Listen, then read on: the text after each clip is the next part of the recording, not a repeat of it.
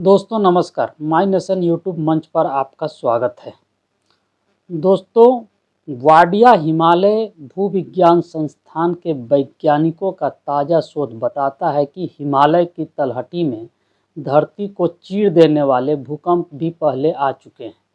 हरिद्वार के पास लाल ढांग में कम से कम 2 बार वर्ष 1344 और 1505 में 8 से ज़्यादा मैग्नीट्यूड के भूकंप आने के सबूत मिले हैं, जिनसे एक इलाके में ज़मीन 13 मीटर ऊपर उठ गई थी।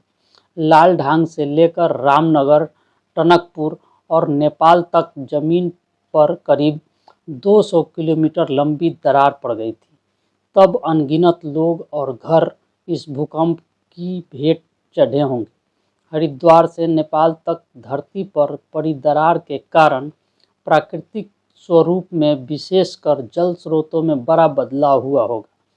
क्या उस तरह के भयावह भूकंप भविष्य में भी आ सकते हैं?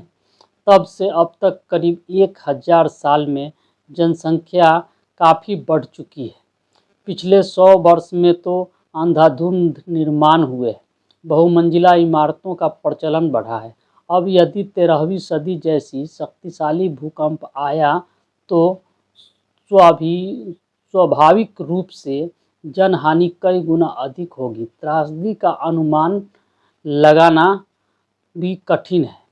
क्या वैसी बड़ी आपदा का सामना करने के लिए हम तैयार हैं?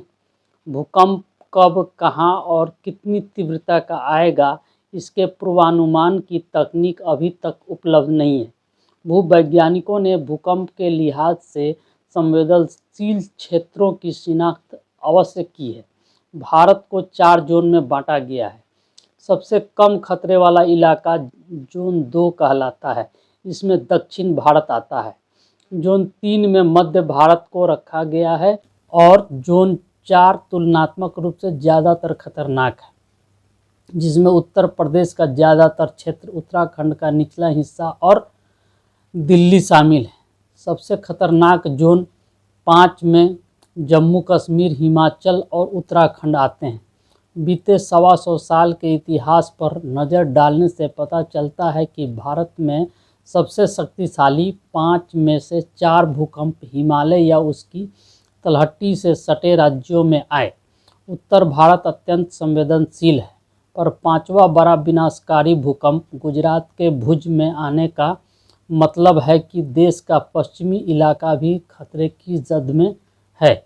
लिहाजा पूरे देश को ध्यान में रखते हुए हमें योजनाएं बनानी होगी। लोगों को आवासीय ज़रूरतों को पूरा करने के लिए बड़े पैमाने पर घरों का निर्माण हो रहा है। स्कूल, अस्पताल, पुल, फ्लाईओवर, सुरंग समेत अनेक परियोजनाएं निरंतर बन रही है। ऐसे में 13वीं और 15वीं शताब्दी की भयावह भूकंप का वैज्ञानिक खुलासा जनता और सरकार दोनों के लिए सबक होना चाहिए।